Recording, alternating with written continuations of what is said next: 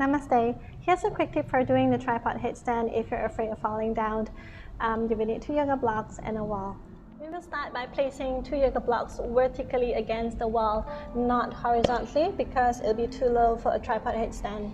So up against the wall. So first you measure, it should be roughly about shoulder width apart. Sometimes you need to narrow them down depending on how much support you're giving to your shoulders.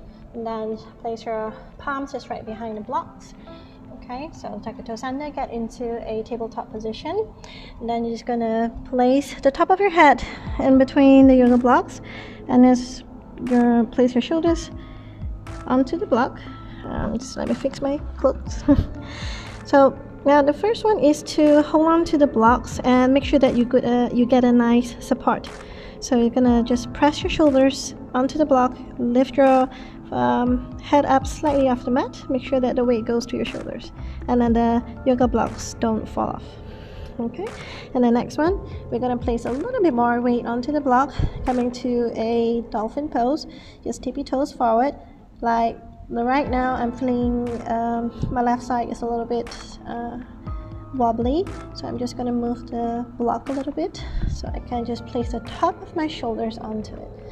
Okay, I'm just going to try to walk forward a little bit more and place my back against the wall.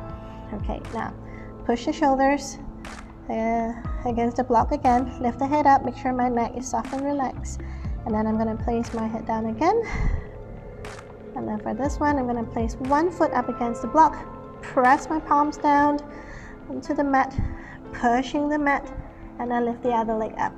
Okay, so you're getting a nice support from the block, but we're not leaning completely onto the block, otherwise you will fall. So you got to train your arm strength here. Draw the belly in, relax your jaw. You can sing a little tune, and then slowly release, come back down. That's it. I hope this technique works for you. Happy practicing. Namaste.